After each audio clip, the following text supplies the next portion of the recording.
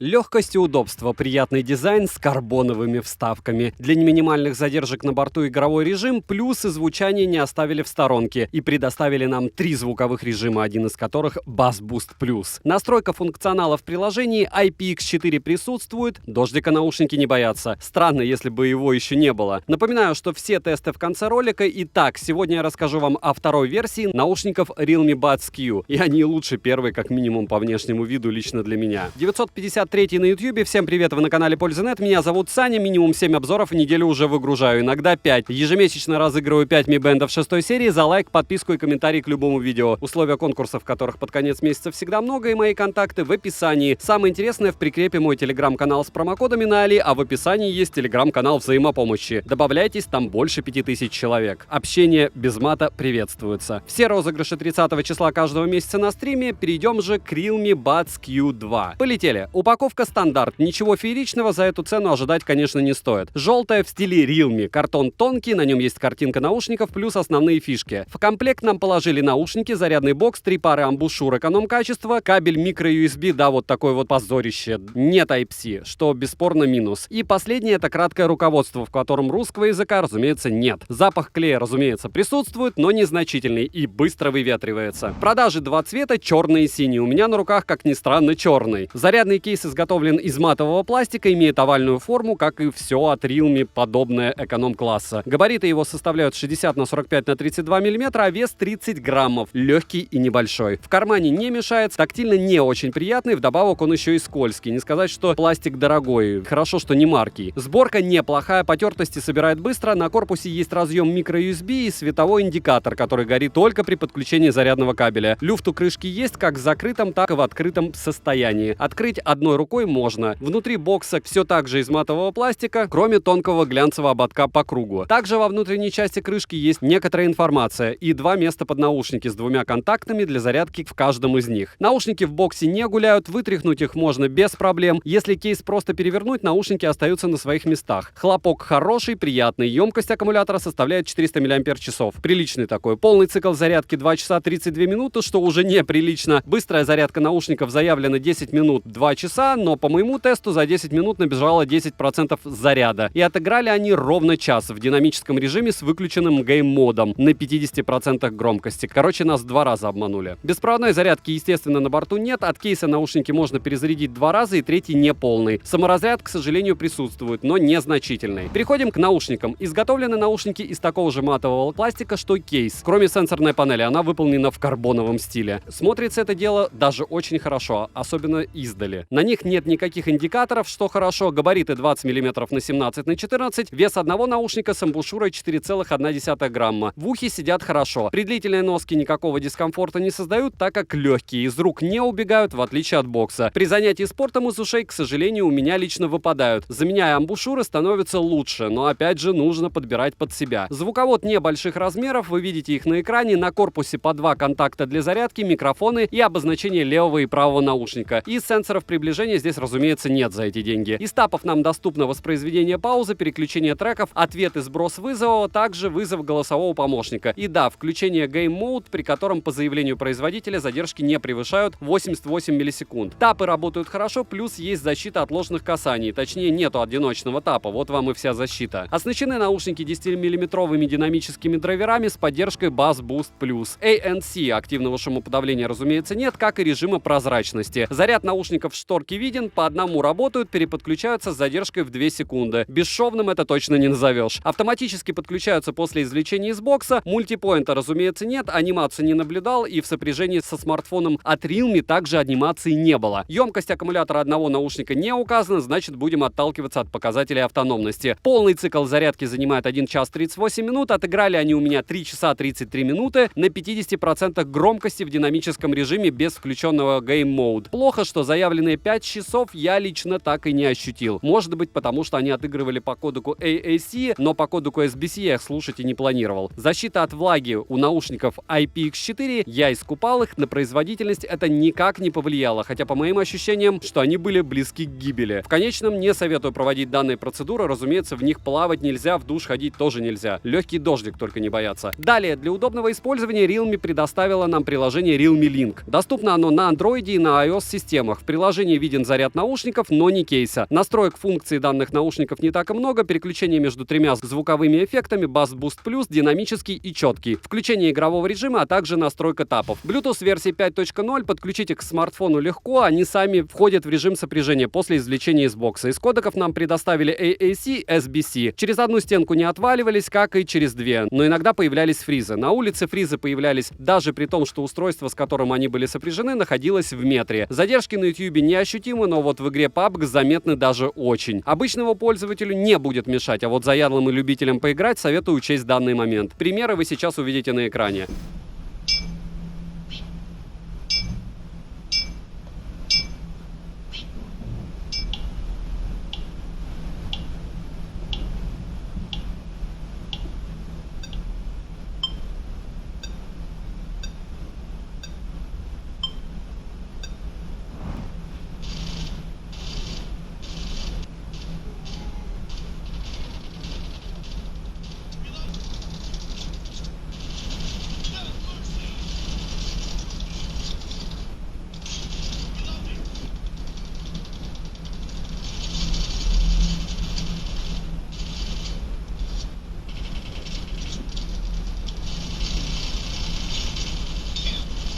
Микрофоны. Окружающие шумы глушат, а звук проезжающей машины рядом нет. Примеры вы сейчас услышите. Пример работы микрофонов Realme Buds Q2. И что мы хотим от этих затычек, учитывая их стоимость? По большому счету, микро здесь печальны, как и у всего лоукоста, во всяком случае, такого форм-фактора. Если вы хотите нормальные микрофоны, нужно искать что-то с ножкой, чтобы было ближе к источнику звука. А так мне мало того, что приходится перекрикивать этот поток, который не особо большой, но я уверен, что слышите вы меня не очень. В помещении микрофоны у этих ушей работают нормально.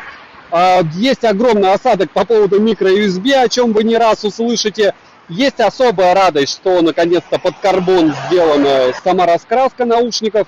И, в принципе, они максимально удобны всем, потому что они довольно маленькие. Но микрофоны, ждать от них хорошие не стоит. Вот что вы слышите, то слышите будет ваш собеседник и будет просить переключиться вас с наушников на телефон. Звучание на 100% громкости, разумеется, каши есть. Но не сказал бы, что значительное. Звук имеет малый объем, сцена узкая. Я бы прослушал музыку с данных наушников только в режиме Bass Boost Plus, так как в других двух звучание становится очень плоским. Даже дело не в басах, а дело в принципе в объеме. Для электронной музыки они более чем зайдут. Запаса громкости здесь достаточно. Слушаю музыку на 60% громкости и прибавлять совсем не хочется. Пассивное шумоподавление с учетом нормальных амбушюр хорошее.